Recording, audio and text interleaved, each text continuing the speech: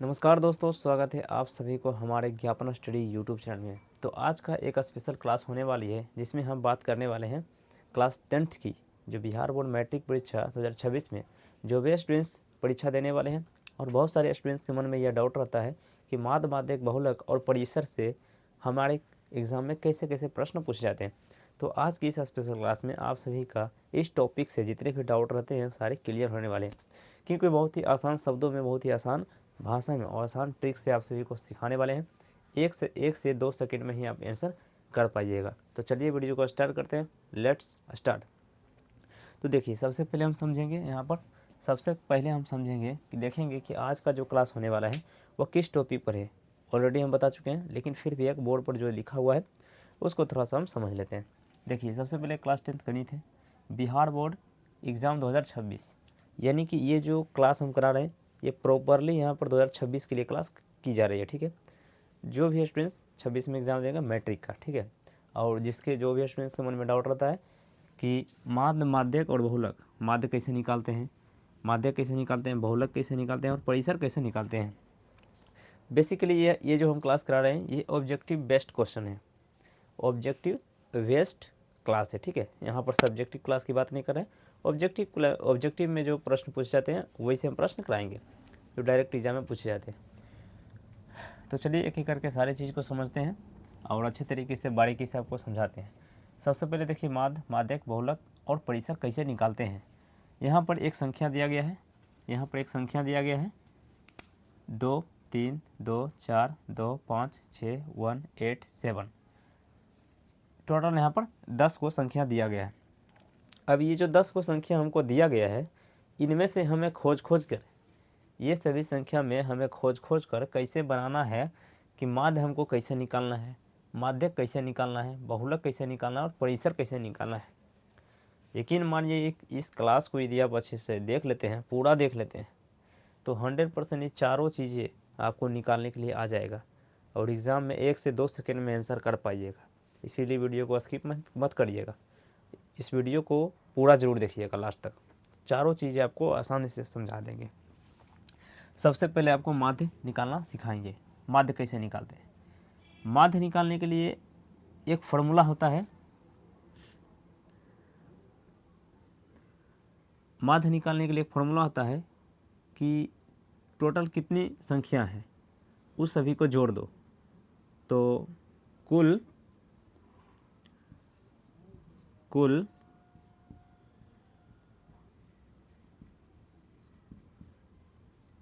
संख्याओं का योग मतलब जोड़, अब बटे में कुल संख्या, यानी कि सभी संख्या का जोड़ अब बटे सभी संख्या।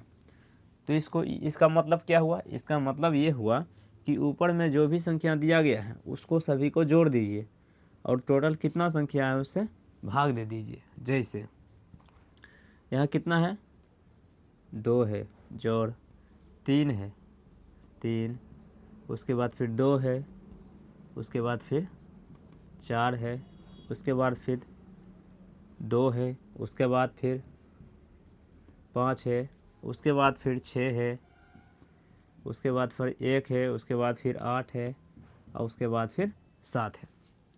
तो ये सभी संख्या को हम क्या किए, ये सभी संख्या को हम जोड़ दिए हैं। ठीक है, अब कहता है कुल संख्या। तो कुल संख्या कहने का क्या मतलब है, कुल संख्या कहने का मतलब है कि टोटल कितनी संख्या है, तो उसे भाग दे दीजिए। तो संख्या कर लेते हैं 1 2 3 4 5 6 7 8 9 10। टोटल कितनी संख्या है, तो टोटल 10 गो संख्या है। ठीक है, तो लो 10 गो संख्या से हम भाग दे देते हैं, 10 गो संख्या से भाग दे देते हैं। अब आपको क्या करना है, अब करना है इस सभी संख्या को जोड़ दीजिए। 3 2 5, 5 2 7, 7 4 11, 11 2 13, 13 5 18, 18 6 24, 24 1 25, 25 8, 25 8 33, 33 7 40, 33 और 7 हो गया 40।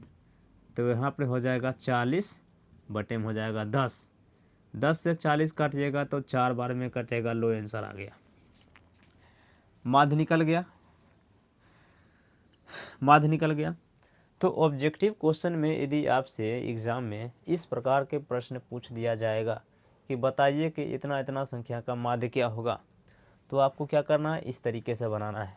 कुल संख्याओं का योग, ये मन में याद रखना है, इस फार्मूला को आपको मन में याद रखना है। अब बटे में कुल संख्या, आपको क्या करना है, फटाफट ये सभी संख्या को जोड़ देना है और गण लेना है कि को संख्या, उससे भाग दे देना है और जितना जोड़ करके आएगा उतना से भाग देकर काट करके आंसर को निकाल लेना है। बात समझ में आ गई। अब हम चलते हैं दूसरे टॉपिक पर। दूसरे बार में क्या कर रहा है, माध्यक कैसे निकालना है, इसको भी हम थोड़ा सा समझ लेते हैं। माध्यक कैसे निकालेंगे, ठीक है। तो देखिए माध्यक इससे और आसान है। पूछे कैसे। अब मान लीजिए कि हमको कुछ भी नहीं पता है, क्या पता नहीं है, कुछ भी पता नहीं है, फॉर्मूला भी पता नहीं है, तो कैसे निकालेंगे। तो पहले ऊपर में जो संख्या दिया गया है इसको हम देखेंगे। क्या देखेंगे, तो देखेंगे कि सबसे छोटा संख्या कौन है, सबसे बड़ा संख्या कौन है, उसको हम क्या करेंगे, छोटका से बड़का की ओर चलेंगे। जैसे यहाँ पर हम क्या देखेंगे, सबसे पहले एक है तो लिखेंगे एक, उसके बाद दो है दो, फिर एक और दो है तो एक और दो, फिर एक और दो है तो एक और दो, उसके बाद तीन है, उसके बाद चार है, उसके बाद पाँच है, उसके बाद छः है, उसके बाद सात है, उसके बाद आठ है, उसके बाद क्या है, आठ है। अब ये टोटल संख्या को गनिए, तो एक दो तीन चार पाँच छः सात आठ नौ दस, टोटल कितना संख्या है, टोटल 10 गो संख्या है। टोटल कितना संख्या है, टोटल 10 गो संख्या है, ये वाला। अब ऊपर भी गन लेते हैं, एक गो मिस्टेक तो नहीं हो गया है, ये भी चेक कर लेते हैं। तो ऊपर भी को संख्या गन लेते हैं, एक दो तीन चार पाँच छः सात आठ नौ दस, ऊपर भी 10 गो संख्या है और नीचे भी हमने 10 गो संख्या लिख लिया, ठीक है। अब ये 10 गो संख्या हम कैसे लिख लिए हैं, तो एक बगल से लिख लिए हैं। जैसे एक हो गया, दो हो गया, दो हो गया, दो, फिर तीन हो गया, चार हो गया, पाँच हो गया, छः हो गया, सात हो गया, आठ हो गया, यानी कि बढ़ते क्रम में सभी संख्या को क्या किए हैं, लिख लिए।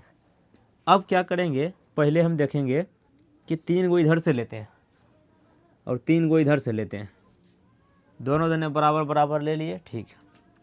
अब को बच रहा है, एक दो तीन चार, अब कितना बच रहा है, अब बच रहा है 4 गो।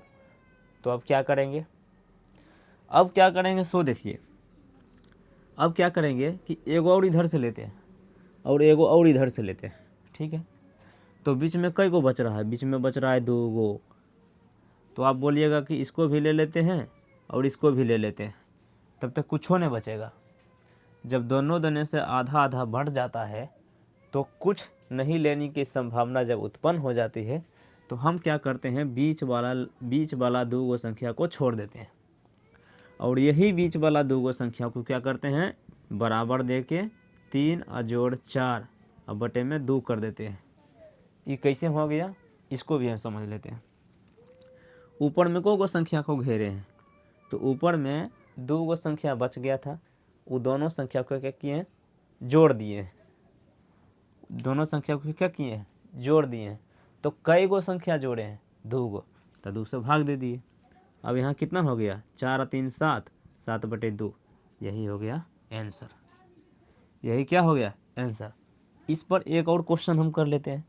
अब मान लीजिए कि यहाँ पर 10 गो संख्या नहीं रहता।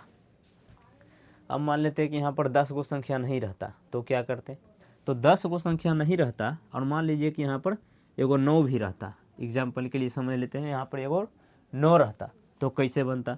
तो हम क्या करते हैं, सो देखिए हम क्या करते हैं, सो आपको दिखाते हैं।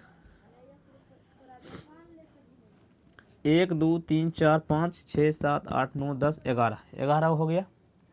तो 11 को हो गया, तो हम इधर से क्या करते, 1 2 3 4 5 गो संख्या ले लेते, इधर से 5 गो ले लेते और इधर से 5 गो ले लेते। तो 1 2 3 4 5, लो 5 गो संख्या इधर से ले लिए, तो 5 गो संख्या इधर से ले लिए, 5 गो संख्या इधर से ले लिए। अब बच गया बीच में एगो 4,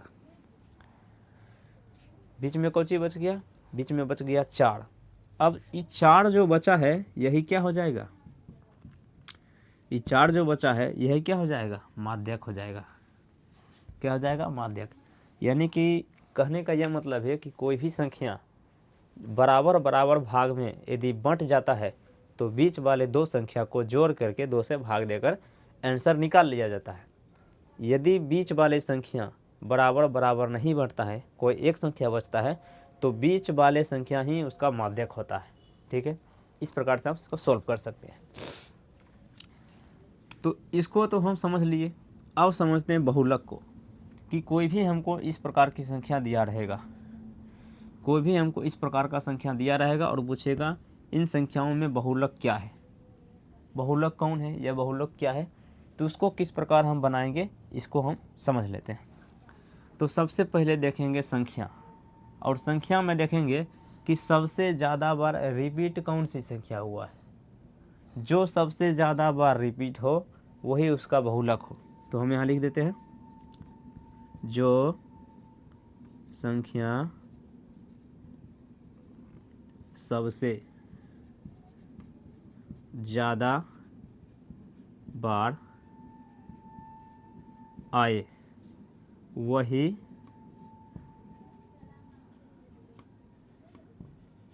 बहुलक होगा।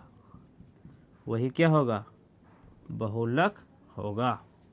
यानी कि जो संख्या सबसे ज़्यादा बार आए, बार बार रिपीट हो, वही संख्या क्या हो जाएगा? बहुलक हो जाएगा। तो ऊपर जो संख्या हमको दिया गया है इसमें देखेंगे कि सबसे ज़्यादा बार कौन सी संख्या आया है। 2 है एक बार, फिर 3 है, फिर 2 है, 4 है, 2 है, 5 है, 6 है, 1 है, 8 है, 7 है। तो हम यहाँ पर देख पा रहे हैं कि 2 3 बार आया है। 1 2 3, 2 कितने बार आया है? 2 आया है 3 बार, 1 बार, 2 बार और 3 बार। तो बहुलक क्या हो जाएगा? 2 हो जाएगा। आंसर बहुलक क्या हो जाएगा? बहुलक 2 हो जाएगा। यानी कि जो संख्या सबसे ज़्यादा बार रिपीट हो, बार बार आए, वही उसका बहुलक हो जाएगा। यानी कि इसका आंसर क्या हो जाएगा? 2 हो जाएगा। अब हम समझते हैं परिसर। परिसर कैसे निकालेंगे? तो परिसर निकालने के लिए सबसे सिंपल और सबसे आसान तरीका है कि बड़का माइनस छोटका। हम क्या बोले? बड़का माइनस छोटका। बड़का माइनस छोटका कहने का यह मतलब है कि आपको ऊपर में जो क्वेश्चन में जो संख्या दिया गया है, ऊपर में जो क्वेश्चन में संख्या दिया गया है, उसमें देखना है कि सबसे बड़का कौन है, सबसे छोटका कौन है। तो यहाँ हम लिख देते हैं, आपको याद रखने के लिए सबसे आसान तरीका, कि बड़ी संख्या और माइनस छोटी संख्या,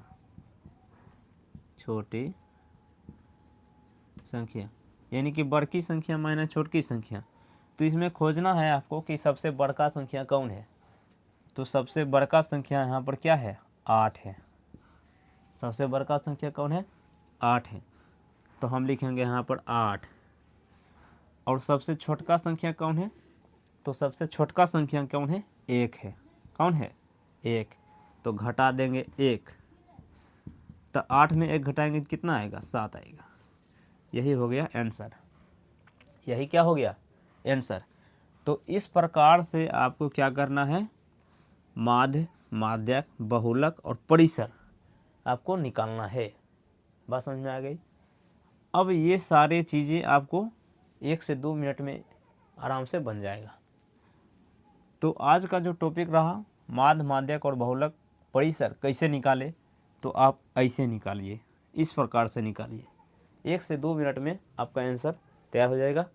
ये जितने भी हम यहाँ पर ट्रिक और सॉल्यूशन बताए हैं, ये सभी सॉल्यूशन काम करेगा ऑब्जेक्टिव क्वेश्चन में, सब्जेक्टिव क्वेश्चन में नहीं काम करेगा। सब्जेक्टिव क्वेश्चन में दूसरे तरीके से बनाया जाता है। ठीक है, इसका थोड़ा लंबा विधि होता है। यह ऑब्जेक्टिव क्वेश्चन के लिए बताएं, ऑब्जेक्टिव क्वेश्चन के लिए आप सभी को इस तरह से आसानी से बन जाएगा।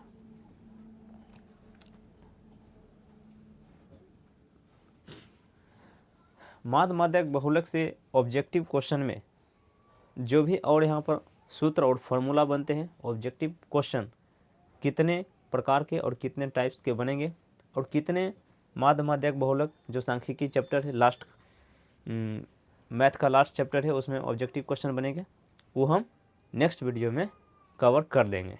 ठीक है, बस इस वीडियो में आज के लिए इतना ही।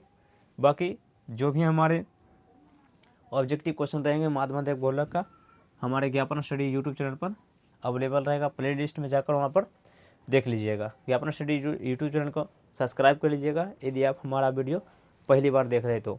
और फेसबुक पेज पर भी वीडियो अपलोड रहता है। RK डिजिटल एजुकेशन को फॉलो कर लीजिएगा और शेयर भी ज़रूर करिएगा। मिलेंगे आपको फिर से नेक्स्ट वीडियो में।